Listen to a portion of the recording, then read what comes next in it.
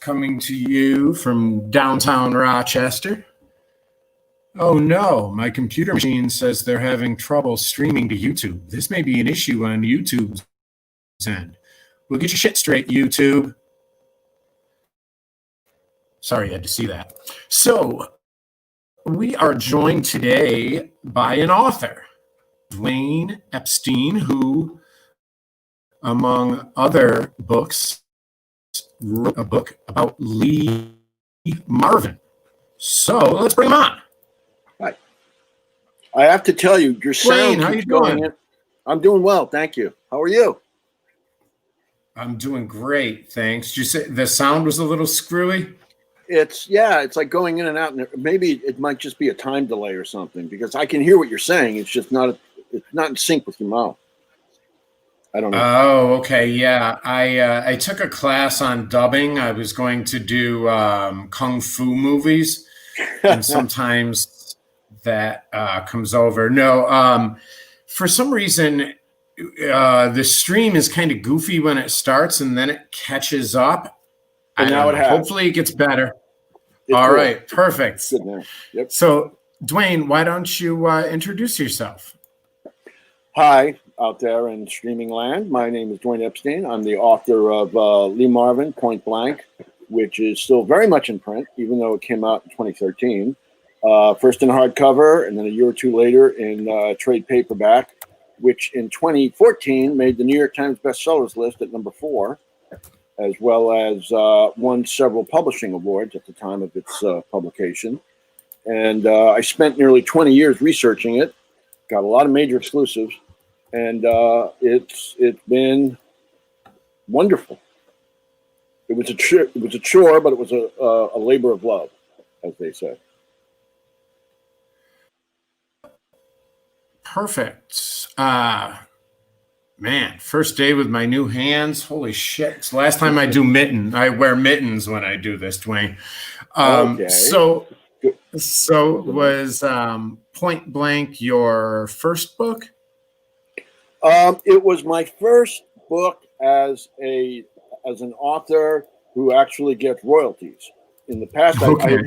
I had written several other books, but it was kind of like as a hired gun. I got a straight salary for doing the work, no royalties. They were a series of books, biographies, young adult biographies for a company called Lucent, and they were all in a series that they did in the early 2000s called People in the News.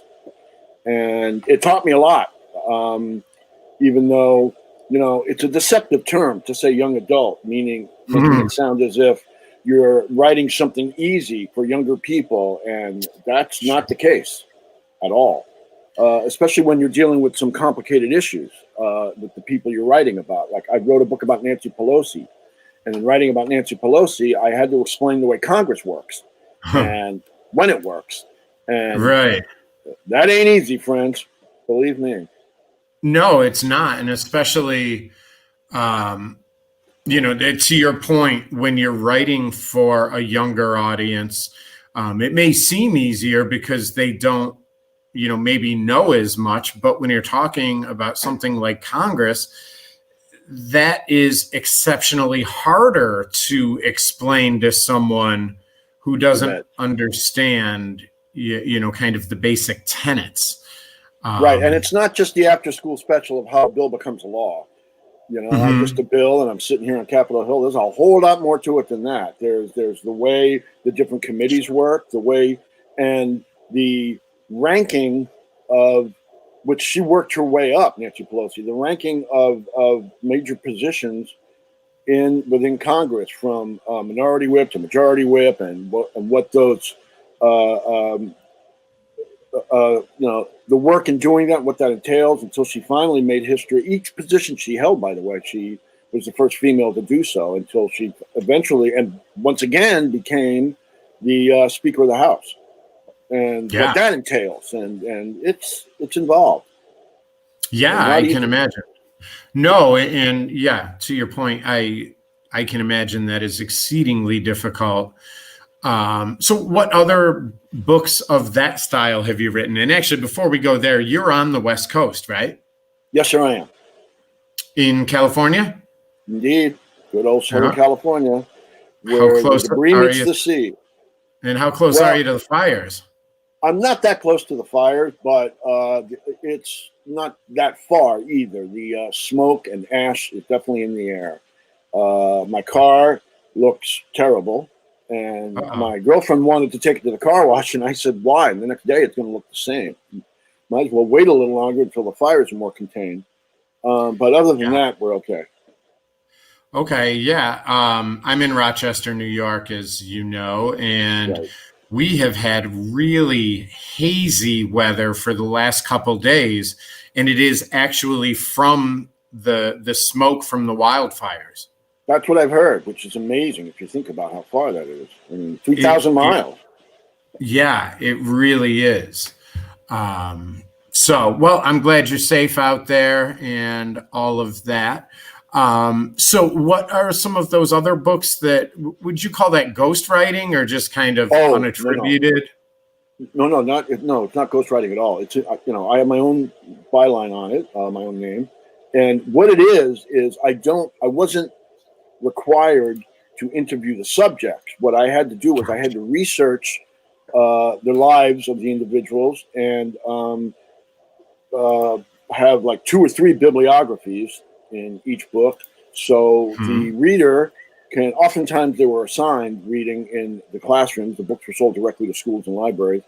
That way, the readers could do more research on their own based on the research I did. Different Hmm. books that I used, different magazines, internet sources, and so in that sense, I didn't interview anybody for the book, including the subject, let alone people who knew the subject. But I did books on the first one. I love telling people this. The first one I did was Adam Sandler, and Okay. and people say, "You're kidding, Adam Sandler? Why would you do that?" And I said, "Well, the choices were George Bush Jr., Eminem, or Adam Sandler." And to my mind, that kind of answers itself. Luckily, when I did the Adam Sandler book, he had just made a movie called Punch Drunk Love, which I Okay. highly recommend. That's a wonderful, wonderful film. And if it wasn't for that, I don't think I would have taken on the project. Um, Right. and since then he's gone back to that aspect of his career a couple of times. Uncut Gems, Rain Over Me, some other good films. Not just Billy Madison and Happy Gilmore, thank God. Right. Anyway, Right. I also did one on Denzel Washington. That was fascinating. I did 2 on Hillary Clinton Okay. when she ran for president the first time and when she ran for president the second time. And basically, they were the same book. It's just that I was able to revise the first book and then add more to it, several more chapters. And Sure. the publisher supplied more graphics. I did one on Hillary Swank. Will Which is Ferrell, fascinating. I saw. Oh yeah, Will Ferrell as well. I just want to mention something about Hillary Swank real quick. One of the cool things about doing a book like that is that I was able, because of the kinds of films she made at the time, I was able to deal with subject matter for junior high and high school kids that I know when I went to high school, certainly wasn't dealt with. Like when she made the film Boys Don't Cry Hmm. about transgender and other films that she made that dealt with very controversial issues. I had a hard time dealing with Million Dollar Baby, the film Sure. she won the second Oscar for, mainly because the subject matter was great, and as we all know, it had a very surprising ending. But I made a rule to myself I wasn't going to give away the ending, and it was really hard to write about that movie without wanting to write about I believe that. Yeah. the spoiler alert. And by the way, I don't believe in spoiler alerts. I think any critic who gives away the ending to a film, but before he or she does so, writes a little spoiler alert thing, that's a cop out. If you can't I do agree. your job without giving away the movie, you shouldn't have that job. Sorry. Right. And if you can't, right, if you can't do your job without giving away the ending, don't give some bullshit caveat like spoiler alert. Right, No. exactly. That's exactly what it is. It's a cop out. Yeah, and it's funny. I'm kind of an asshole if you haven't picked that up yet. But a couple times now on some very long series, I've watched the last episode with my girlfriend. Like my girlfriend had never seen Breaking Bad. I said, "Oh, well, we're going to watch it, but we're going to watch Well, don't give this away the one ending because first." I haven't seen it either. I've only seen the first couple of episodes. I mean, how the hell do you think it ends? I'll give you a hint. He doesn't go don't. surfing into the sunset. So yeah, we watched the last episode first, and then we started. And I've actually read studies that say, spoiler alerts, don't spoil shit, Right. because people still watch it. Of course, yeah, exactly. There's that line that Woody Allen had in Annie Hall when he tells Diane Keaton, he said, "When I buy a book, I always read the last page first, in case I die before I finish the book." Right. Which is a weird logic. But I used to hide a piece of a puzzle because I sucked at putting puzzles together. So I would grab a piece, and then as they were trying to finish it and going nuts, I'd be like, "Oh, I got it from here." Oh, there you go. So Yeah. kind of the same thing. Cool. Yeah. So what are some books that you like to read, either subject matter or authors or titles? Well, I've always, as long as I can remember, I've always had a preference for nonfiction of all kinds. I do read fiction on occasion, of course, but mostly biography and film biographies at that, which worked out well since that's what I now do for a living. Mm-hmm. I have certain favorites. I blog. I have my own blog, pointblankbook.com. And a couple of weeks ago, I did a thing of my top 10 favorite books of both fiction and nonfiction. And sometimes it's a bit of a crossover. When I was a kid, one of my favorite films was Papillon, the Steve McQueen film. Made me a monster Steve McQueen fan. And then I read the book, which was equally impressive. So, it's written so compellingly that I wasn't quite sure whether to put it on a list of fiction or nonfiction, because even though the author was taken to task at the time the book came out, it's autobiographical about how some of it may have been made up, and his answer was one of my favorites ever. He said in an interview, "Forgive me if I stretched the truth a little. I didn't go through that hell with a typewriter." So, it's a little fiction, a little nonfiction, but it's still a great book. It's a great work of adventure. But anyway, my favorite books have always been biography. And I'll tell you something.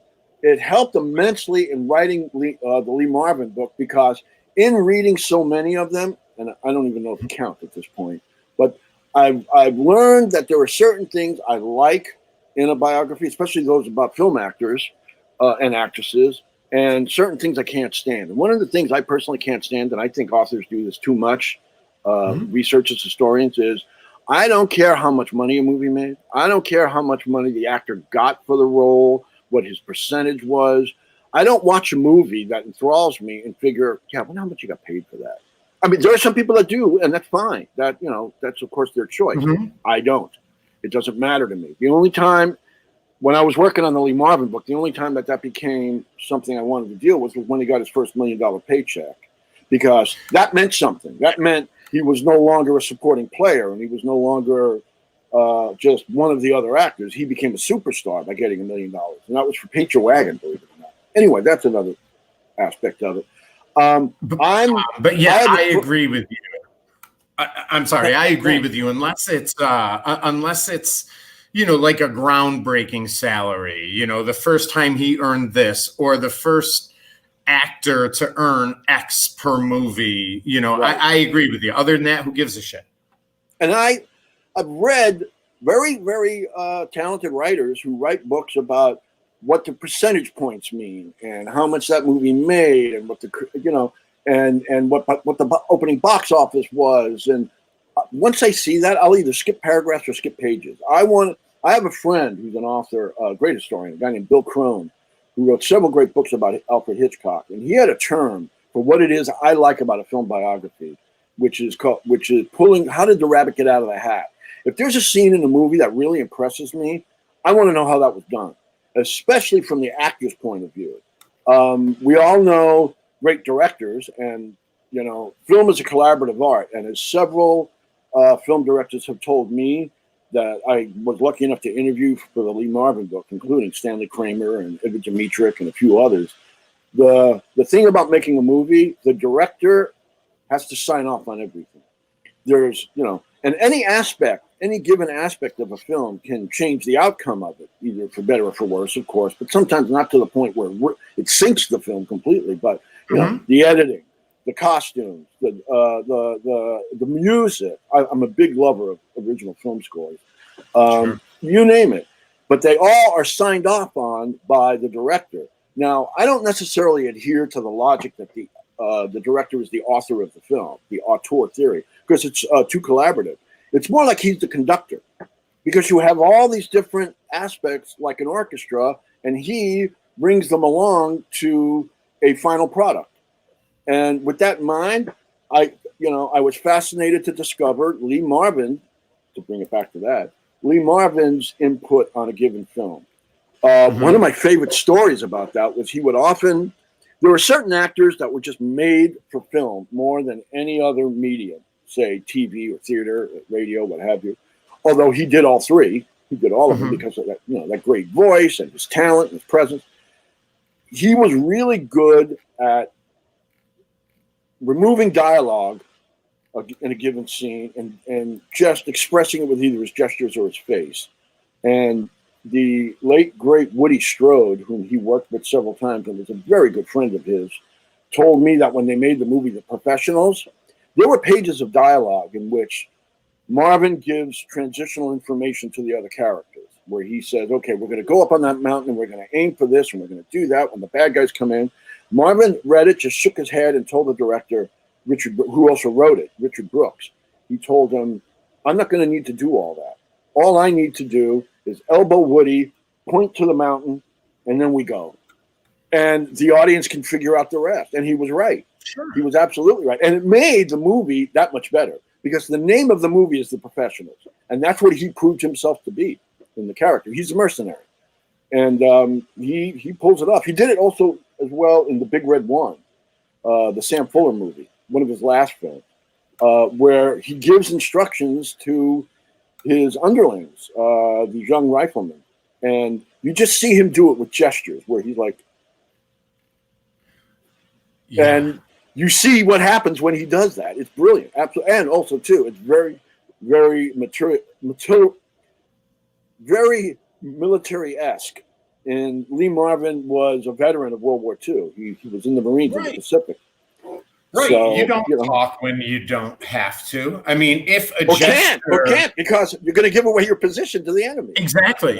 Exactly. Yeah, that's a great point. I've done quite a bit of acting work, and as an actor, obviously. But yeah, it's an interesting point, like what you say as a director, because I can tell you the first film I ever did, I read the script, and the part that I got, I was, definitely a supporting actor in the script. When the final film came out, because of the scenes that were cut, I was one of the primary actors. And it doesn't matter. I mean, it has as much to do with how much I made on the film. It doesn't. Do you want to share the title with us?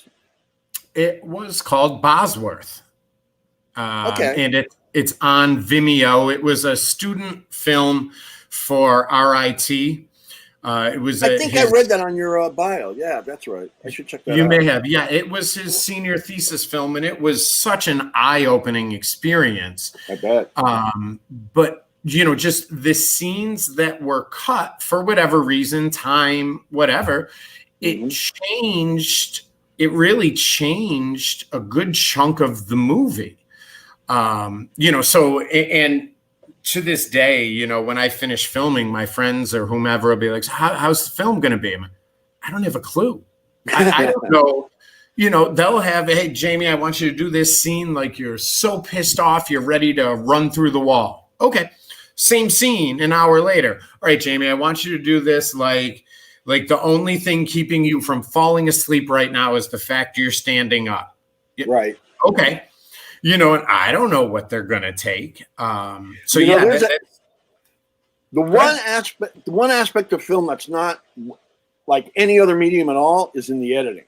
That exists solely in film, well, in TV now as well. But I mean, in and of itself, it came out of film. And there's the example that Hitchcock always used that I love. It's brilliant. He said, I could take a shot, I could shoot Jimmy Stewart face forward, slowly smiling. And from there, I can cut to an image of a baby gurgling. And everybody in the audience will think Jimmy Stewart is a sweet, nice man. Same shot of Jimmy Stewart, cut to a voluptuous blonde walking down the street. Now he's a pervert, but it's the same shot. See, it's, that's where it's up to the director. Now it's the editor who does the cut, but it's the director who makes the final choice. And, bringing it back to Lee Marvin again, he was famous for the way I found out about the way he handled directors. Usually directors are supposed to handle actors. Right. Marvin, very early on, he learned how to tell a director what he wanted and still do what he wanted himself.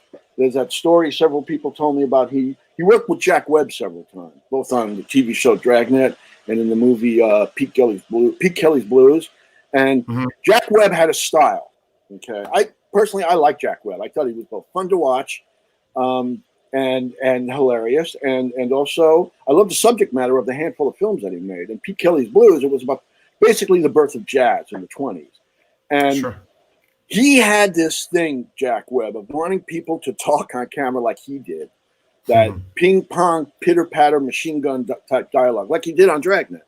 Now, he had a couple of scenes with Lee Marvin, and he would say, action. Lee wouldn't do the scene like that. Lee did the scene like he thought the character should be played. He was a member of Pete Kelly's band, Jack Webb, who was a little older, his character. They gave him some gray sideburns. And he did it in his own style. Jack Webb would yell, cut, okay, and say, we may print that, but Lee, can you do me a favor? Can you try it this way? And like, boom, boom, boom with the dialogue, right? And Lee would go, you got it, buddy. No problem. That was one of Marvin's favorite gestures. They would say action again. Lee Marvin would do it the exact same way. But because he had been asked to do it differently, Webb thought he did. And when choosing what cut to use, it was always the one Lee Marvin wanted. And sometimes in working with other actors, he was interesting. I spoke with this one gentleman, a guy named John Dennis, wonderful guy, always played heavies in movies. And he was on a couple of episodes of M Squad, which was a TV series Lee had in the late 50s, early 60s. Lee was a Chicago cop. John Dennis played the bad guy. And he said, you never knew what Lee was going to do in a scene, which as an actor, he said, that was fantastic. That's what you want because it keeps you on your toes. He said, we'd rehearse the scene. And, Lee Marvin had that great voice, right? It was deep and resonant. And and John Dennis said, we would rehearse the scene and Lee would talk almost in a whisper. His voice would be very low like this. And he goes, and I'd have to lean in to hear what the dialogue was that I had to respond to. And he goes, but when the director yelled action and we did the actual scene, Lee was full voiced. And with that voice, John Dennis said, boy, did that take you by surprise. It really made the scene work better. Those are just a couple of examples of the choices an actor makes, because that oftentimes when you're a professional, and especially if you're a veteran, it's all about the choices you make. Sure. And just one more example of something like that. He was on the TV show, The Untouchables, popular gangster TV series with Robert Stack. And I interviewed one of the regulars on the show, a guy named Paul Paccioni, another great guy. I love the character actors of films. They often make movies, and he was one of them. Agreed. And he told me that there was a scene that they were going to shoot where Lee Marvin's character discovers that his brother has been killed. And he was going to play it a certain way. And Paul Paccioni told me, he said, at that time, I was thinking of getting into directing. And I thought, maybe if I talked to Lee about how to play the scene, it would teach me something about directing. So I went up to him before they shot the scene and said, hey, Lee, what do you think about the idea of you crying in this scene? Because, your brother just died. I would do that, wouldn't you? And Lee Marvin just looked at him with a sneer and went, yeah, you would. It was like Lee's way of saying, that's not the choice I'm going to make. Okay. Yeah. His character was a tough guy. And by the way, when you see that particular episode, I personally think Lee made a wonderful choice when you see that scene. It was an episode called A Fist with Five Fingers, something like that. It's about a rogue cop with a bunch of brothers who go after a gangster. James Caan is in it. Very young James Caan. Anyway, once you get me on the subject of Lee Marvin's work, man, I go on. Yeah, no, that's that's really interesting, and that's a great point. That having someone like I can't imagine having a director tell me, I get, hey, your brother just died. That's about all I need. Right. I mean, I'm a fairly intelligent guy. But if a director is going to tell me your brother just died, so in this scene, I really need you to break down crying, actual tears. Right. What the fuck am I here for? If why don't you make it a cartoon? Right. So yeah, I interviewed Edward Dmytryk, who worked with some of the greatest actors in history, and he's not as remembered as he should be as a director, in my opinion. But anyway, he told me about doing a scene with Montgomery Clift, and he did that. He said before we shot the scene, Dmytryk said to me, he said, I was telling Monty, this is how I want you to play the scene. And he goes, I got 2 lines into it when Clift cut me off and went, Eddie, please don't do the scene for me.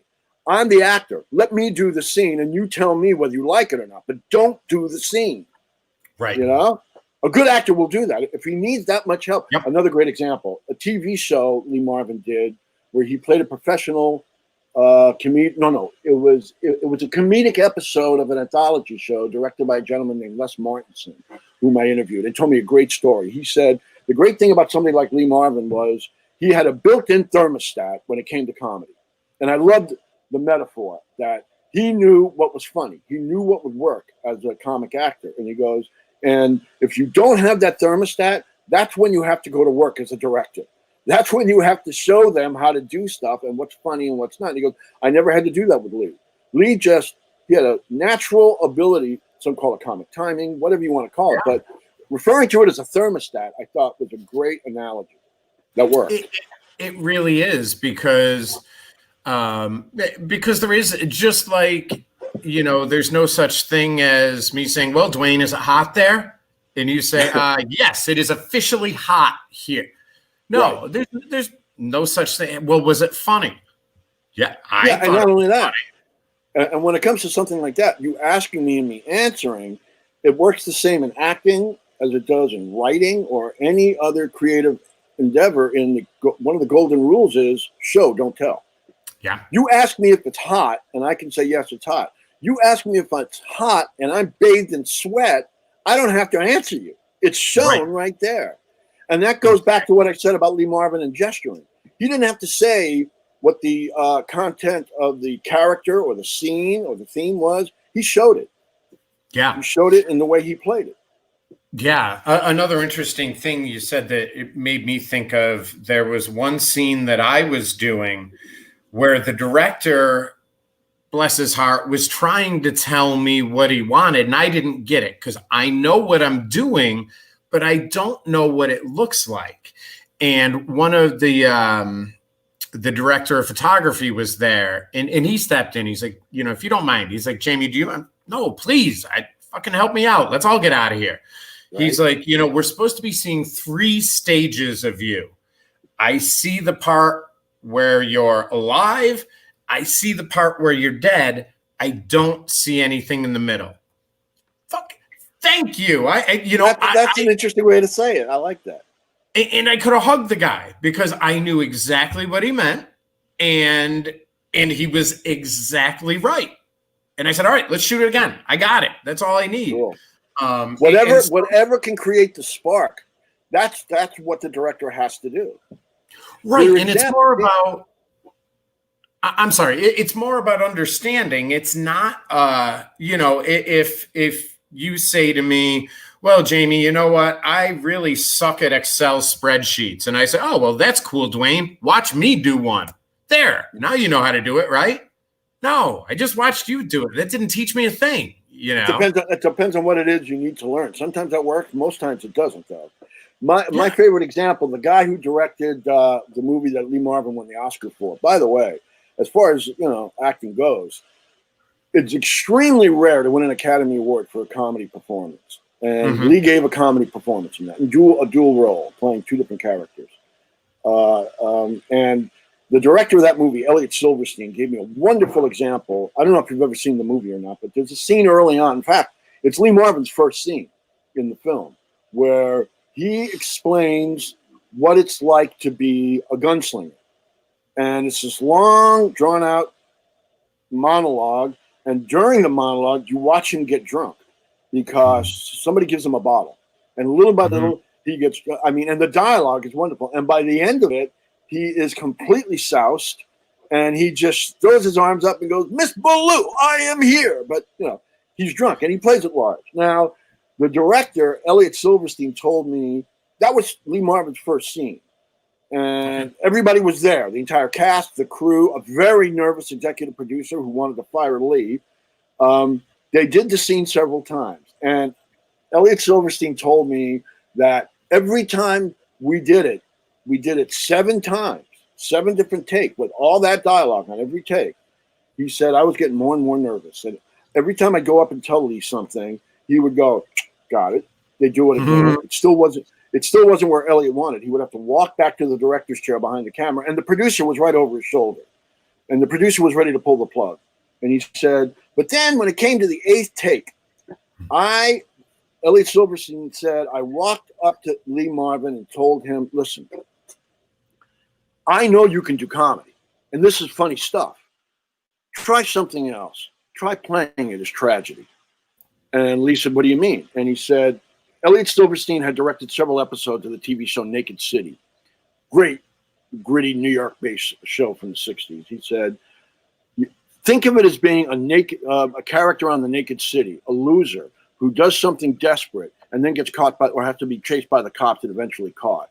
Or a retired boxer, or, you know, a punch-drunk boxer. Anything where somebody was once great but no longer are. Play it that way. And Elliot Silverstein, and I wrote this in my book, Elliot Silverstein said, I walked back to the director's chair, and he said, that was the longest walk of my life because I was hoping it got through to him. And he said, on the 8th take, Lee nailed it. And that's what you see in the movie. And Elliot Silverstein said he named his yacht Take 8. That's funny. Because that was the magic take. And then from that moment on, he said they got along great. Like I said, if you've ever seen Cat Ballou, there's a very, very funny scene where Lee goes to a funeral and he sees his character, Kid Shalene, and he sees all these candles around the casket. And just before they shot the scene, he has dialogue. And just before they shot it, Elliot Silverstein said, Lee was wonderful in that. Anything I suggested, he was willing to try. He said, why don't you try doing it like Mortimer Snerd? Now, Mortimer Snerd was an old-time ventriloquist dummy, like from Edgar Bergen. He was Charlie McCarthy and Mortimer Snerd, and he was a do kind of character. So when they shot the scene, Lee Marvin walked right up to the candles and went, "Happy birthday to you, happy birthday to you." And when you see the moment, that's exactly what he does, and it's hysterical. And then he blows out all the candles. That is he knew what was funny. Yeah, and you're right. It's a gift. I imagine it's something you can learn, but it is much more when it's natural, it shows. Yeah, and that's the thing. Lee Marvin was of a generation of actors, in my opinion, my personal favorite generation of actors, the post-war generation, who weren't stilted by the film acting of the 1930s that was very, you know, in love scenes, they won't look at each other, but they'll look away at some place more important than your eyes. You know, that kind of crap. The post-war years being the late 40s to early 50s through the 60s and 70s when these guys were all still working, it was a time of more naturalism and realism in acting. And in my opinion, they were some of the greatest actors in film history. I'm not taking anything away from actors like Spencer Tracy and James Cagney from the Clark Gable from the previous generation, but you had guys like Marlon Brando, who pretty much started it all. Montgomery Clift, whose career was, you know, short-lived, but also, you know, actors with even lengthier careers. William Holden, Jack Lemmon, Burt Lancaster, Lee Marvin. These guys, and especially in the case of somebody like Lee Marvin, he came fully prepared for the job. He did some stage acting. He started out in summer stock in upstate New York and Woodstock. And then he went to did off-Broadway, then he went to Broadway, then he went to Hollywood. Even though he had to work his way up the chain, starting out as literally as an extra with no dialogue in movies, and getting lines and what have you, he didn't need to develop anything. He came fully developed. It was Hollywood that had to get used to him and know how to utilize him. But there are other actors, as good as they are, that literally learned on camera. look at the early work of Burt Lancaster, and you'll say, and I'm a huge Burt Lancaster fan, by the way, but you'll see how stiff and unsure of himself he was early on until he got much more comfortable with the camera. Tony Curtis was like that, whom I'm also a big fan of. Several other actors. And there's a great character actor named Clu Gulager, whom I interviewed because he worked with Lee in a movie called The Killers, who told me there are some actors that come to the job fully developed. And he said Lee was one of them. He said, but there are some actors who got great late in life. And he cited the example of Paul Newman, to which I completely agree. And I like Paul Newman's films more often than not than I liked him. He was always very personable, even when he wasn't very strong in the role. But by the time he did something like The Verdict, which he's amazing in, absolutely amazing. One of my favorite performances I've ever seen any actor give. And he was terrific in it. But he had to get to that point. Lee didn't need to get to any point. He was always that good. He was always on the money, and he always knew the character. And a lot of that was based on, and I discovered in my research, was he was drawing from his personal life. I discovered through my research that he suffered from post-traumatic stress disorder from both his family background and his war experiences. And he was able to channel that into his work, and it showed. Now, granted, he was not the only actor of post-war Hollywood to serve, but he was the only actor who made a concerted effort that the projects he did reflected his own life experiences. Other actors would do it on occasion. He always did it. Didn't matter what the project was. I'm not saying he only made war movies, but you didn't see a whole lot of Lee Marvin love stories. You know what I mean? Yeah, you didn't see a whole lot of Lee Marvin rom-coms, or for that matter, at the time, comic book movies. And there was a reason for that as well. They made them. They just weren't, the genre they are today, which is a corporation on themselves. The reason being was Lee Marvin was very, very dedicated to the idea that any violence you see on screen had to be real. Comic books are not real. They're their own genre, and that's fine within what the genre requires, but not to Lee Marvin. Lee Marvin always wanted to make the violence on film as real as possible. And readers of the book discovered what I discovered, not just that he had PTSD, but the war experience that he had. I was extremely lucky through the auspices of his older brother, whom I got to know fairly well. I found all the letters Lee wrote during the war that he wrote to his friends and family. Now, I was very trepidatious about writing that chapter in the book because I've never been in the military, let alone in combat.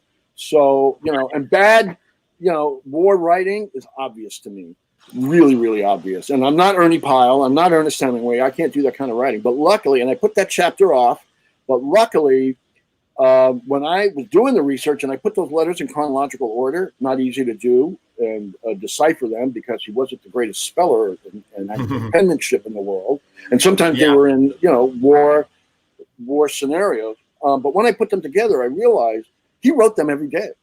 So if I could just, edit them correctly so it has a kind of a linear flow to it, he could write the chapter himself, and he does.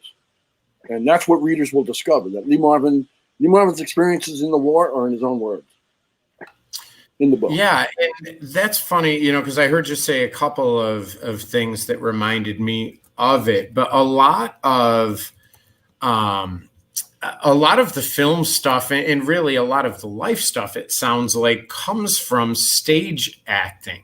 The bit about, I'm not going to say, hey, Jim, me and you were going to walk over here, go around the tree, and then walk up the hill. No, right. I'm just going to do it. And a lot of that comes from stage acting, which not a lot of movie actors these days, well, not a lot have done stage acting, and even fewer can do stage acting.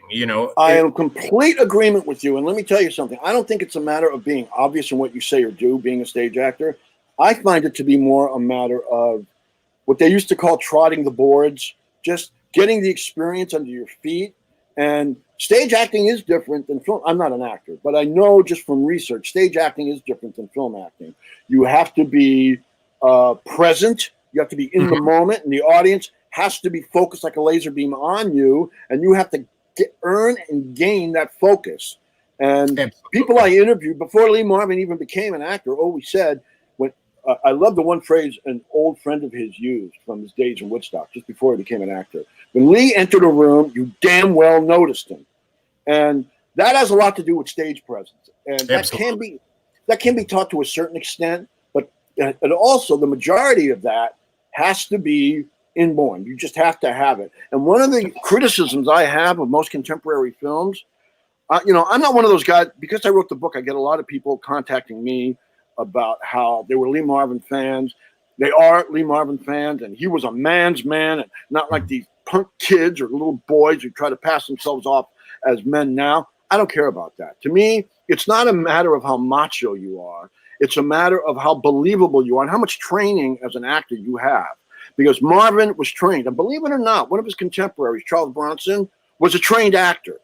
He may come off as rather stilted or stiff on screen, but that was a matter of the choices he made in the project and also his own style of acting. He did stage work. He trained at the Pasadena Playhouse. That matters.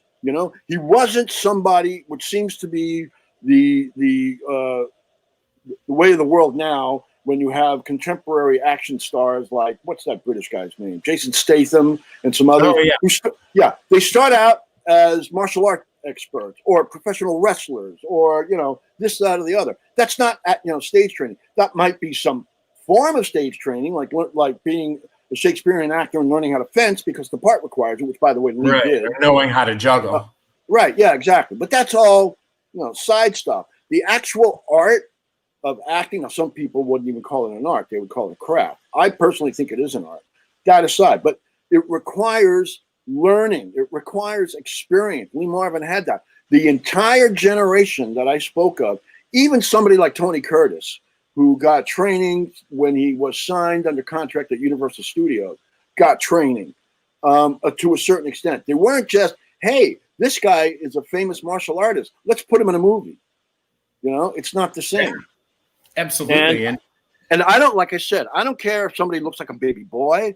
I remember hearing that a lot about Leonardo DiCaprio, and personally, I'm a fan. I think he's an amazing actor. Same thing with Brad Pitt. And several other actors working today. One of the easiest targets to put down, and mainly because of the films he makes, which I'm not a fan of, but Tom Cruise. I think Tom Cruise is an amazing actor. I just wish he wouldn't make all those fakakta Mission Impossible movies. See Born on the 4th of July. See The Color of Money. Rain Man. He's got his chops and he's proven himself. And that's another thing to go. And that's another thing to go back to. If you research any successful actor's film career, it is inevitable you're going to find something that sucked. Well, yeah, absolutely. I don't care who you are, but you're going to find a kind of a through line in the themes in which the movies that they make, a kind of a stayed. That stupid thing that people say that, John Wayne always played himself. Humphrey Bogart always played himself. Well, that, first of all, that's not true. Second of all, even if it is, it means it's a screen persona they created. John Wayne wasn't John Wayne. He wasn't Ethan Edwards and Rooster Cogburn. It was a character he created. Humphrey Bogart wasn't Rick Blaine from Casablanca or Sam Spade or Philip Marlowe. He created that persona. Now, oftentimes, they would do it off camera as well as a way for PR and what have you. But what I'm saying is, to pick up chicks, probably. You bet. And who can blame them?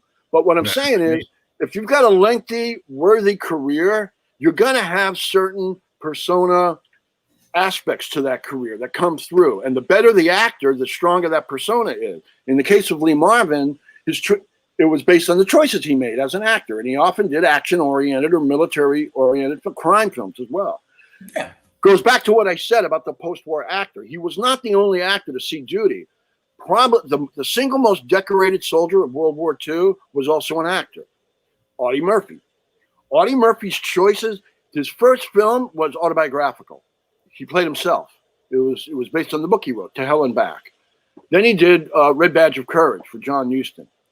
He wasn't really all that great of an actor, to tell you the truth, because he may have had presence, but he had that baby face and, and trying to channel his experiences into a film wasn't as easy, or he wasn't as adaptable to that idea as Lee Marvin was. And consequently, he was never a big star. And that's a big factor, because the choices he made in the projects he did were based on what he thought he was capable of doing or what he wanted to do, what he liked. way too many B-movie westerns. And even though Lee Marvin took a while to be able to decide projects he could put together himself once he made it big in the mid-'60s, what projects he did do before that, he always added something to it. Always, always, always. And that's the thing. Just because you had war experience, it doesn't mean you can channel that into a project successfully that an audience will buy into. Neville Brand was another one. Neville Brand. Most audience members haven't been in the military. So that's true. If you were in the military and you say, well, you know what, I am going to be 100% authentic, and that way the whole audience is going to know that, hey, that guy's been there. Well, guess what? If I've never been there, I'm going to look at that and say, I would never do that if I was in war. How the hell do I know? Well, so that's the other thing, too. That generation of actors that I spoke of, most of them, whether they had been in service or not, the audience at that time had been. You know, sure. World War II veterans in the late 40s went to the movies a lot. So did their wives, and so did their kids. And so they knew when something was believable or fake. Never mind the censorship that existed and that you couldn't see body parts exploding on the screen like you can now.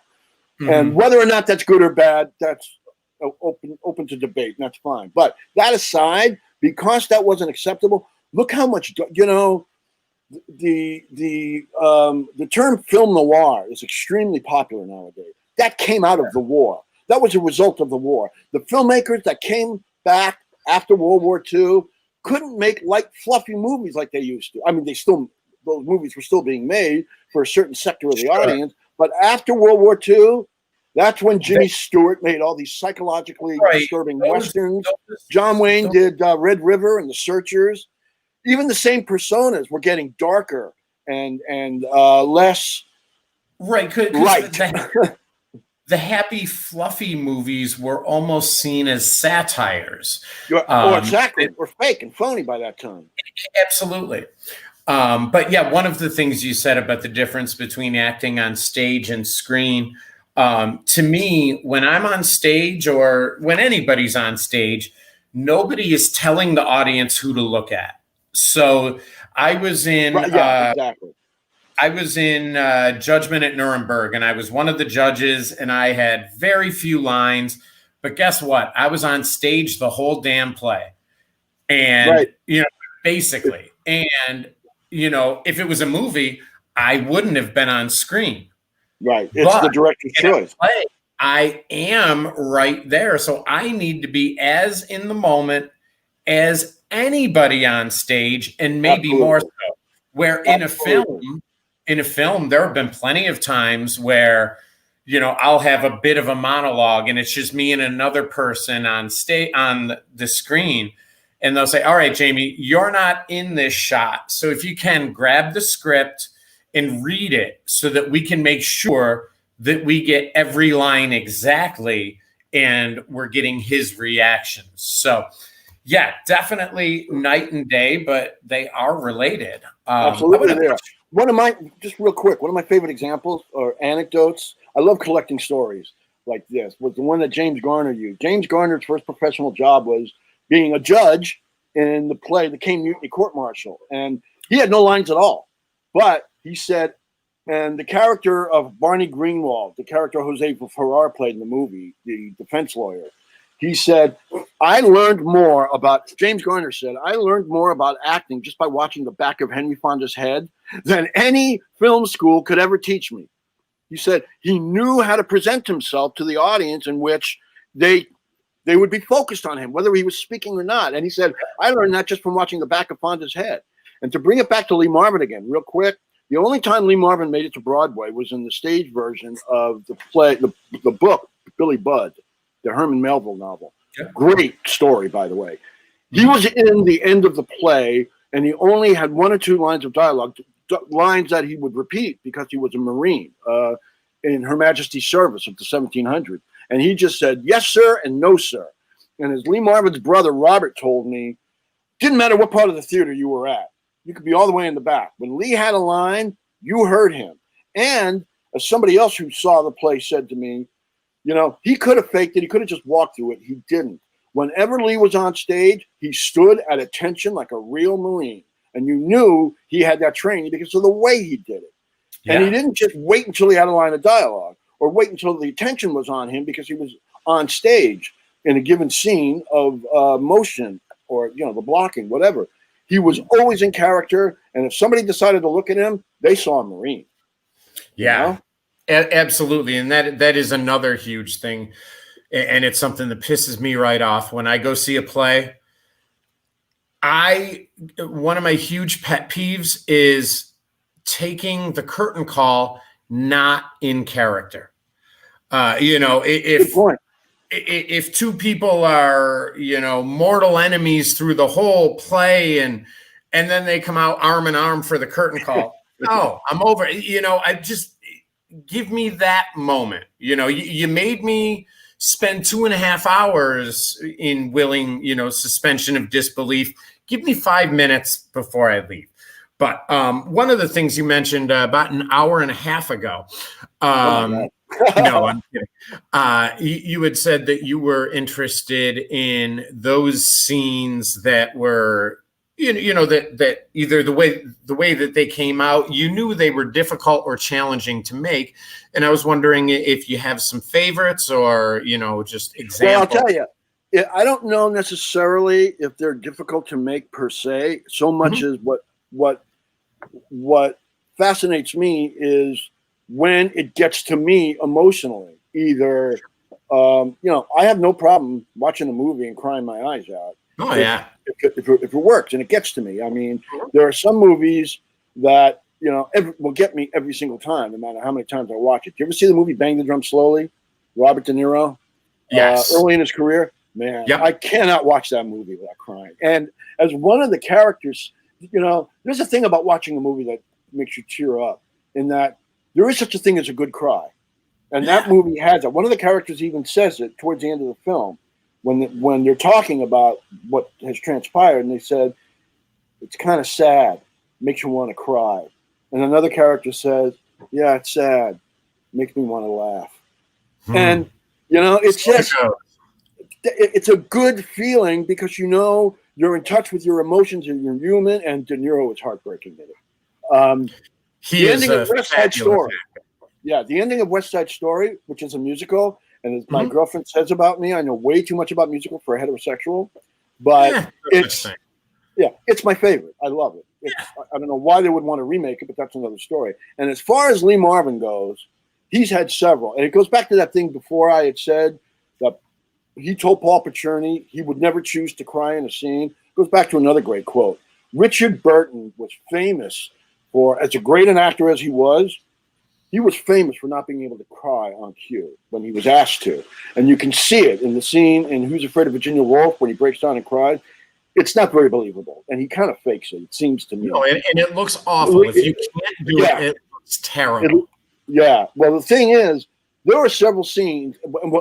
Anyway, in terms of that, because it fits here, Richard Burton was famous for saying, it's not my job for the audience to see me cry.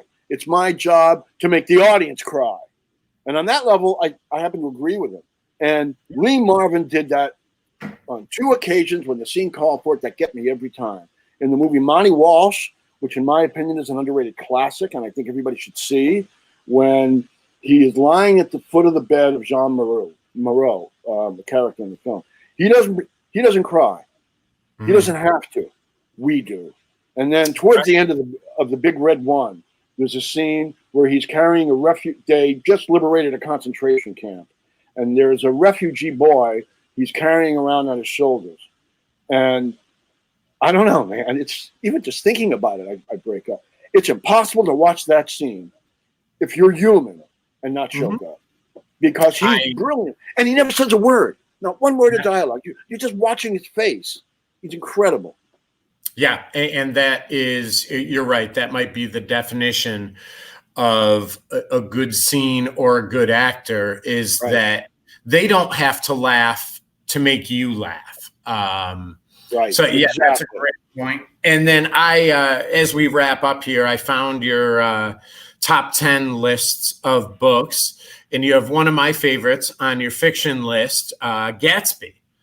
and it kind of sticks out like a sore thumb on your top 10 list. I think so. Most of the books, I got to tell you, most of the books on the fiction list are based on the fact that, and I'm not one of those people that compares movies to books. I think that's stupid. They're whole different entities. But I would often see the movie, which would interest me in wanting to read the book. And in the case of The Great Gatsby, the Robert Redford version is one of my favorites because not only is it Thank you so much for saying that. You're right. It's extremely faithful to the book. Yes. The only thing they leave out is one of the aspects to the book that I love so much, and I can understand why they left it out, is the fact that there's that scene in the movie where Mia Farrow confesses to Robert Redford, rich girls don't fall in love with poor boys, which is her explanation as to why they broke up. Mm-hmm. In the book, Daisy tells him, because we find out what Gatsby's real name was. It was Jay Gatz, G-A-T-Z. Yep. She tells him, rich Catholic girls don't fall in love with poor Jewish boys. That is completely truncated from the film for whatever reason. I don't know. But other than that, it's amazingly faithful. And that ending, when in the book, when you hear the character, Nick Carraway said that the tragedy. A lot of them. The what? You're worth a whole damn lot of them. But after the ending and the concluding line in the book, when Nick Carraway said the tragedy of Jay was he never realized that when his dream was most attainable, it was already out of his grasp. Oh God, I love that. Brilliant writing. Yes, obviously the writing is brilliant. But if someone were to say to me, point me to a movie that you think was cast perfectly, that might be it. Yeah, well, with one exception. Don't Bruce get me wrong. No, Bruce Stern was perfect. He was. No, Mia Farrow. There were several people up for that role, including the producer's wife, Ali McGraw. The thing about Daisy Buchanan was full of money, and that's all she had.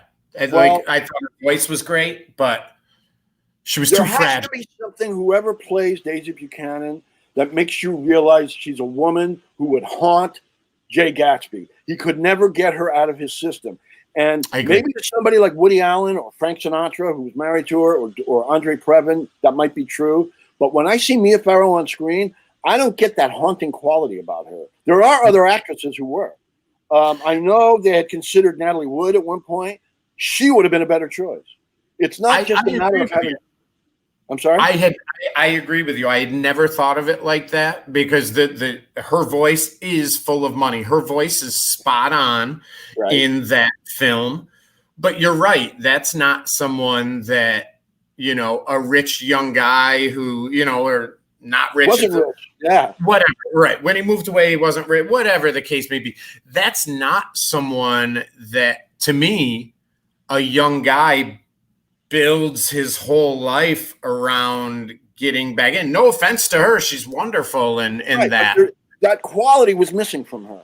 That sense of, that's what, like you just said, that's what he built his entire life around. After he got, the character, after he gets out of the army in World War I, he's so hard up, all he wears is his uniform because he doesn't have a suit of clothing.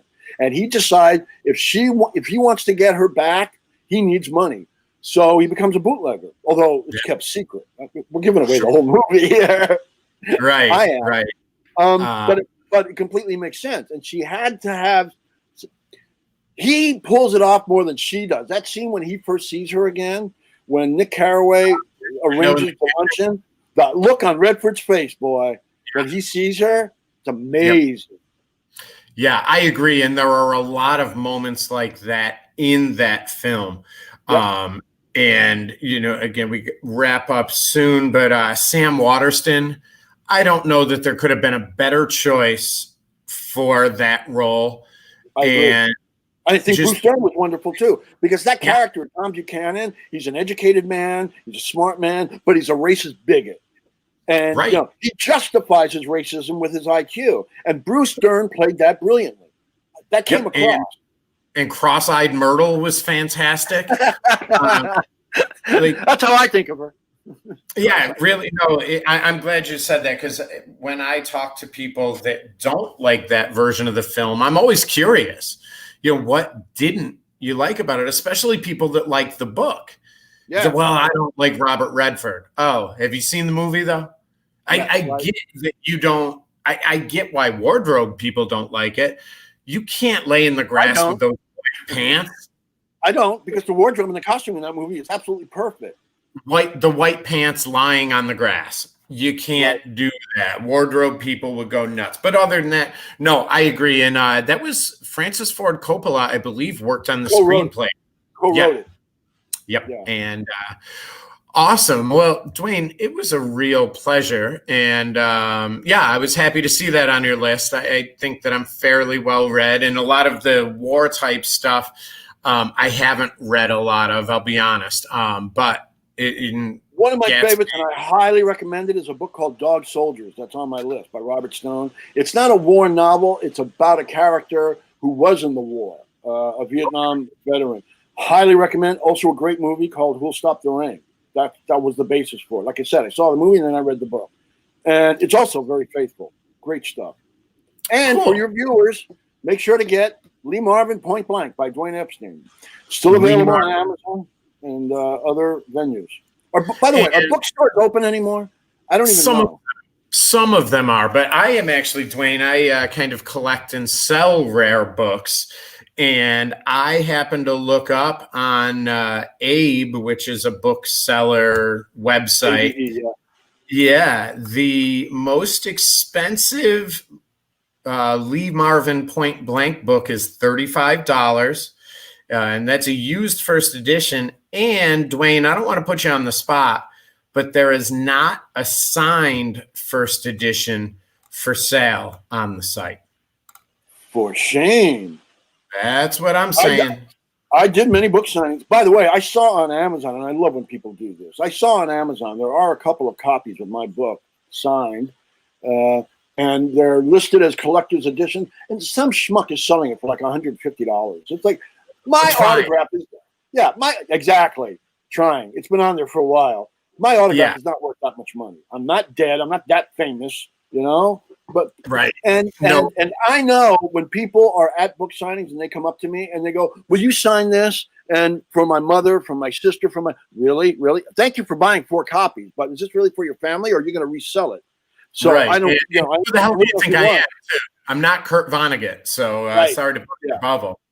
And I'm not going to get the royalty more than once. You can resell this and make more money than me. You know what I mean?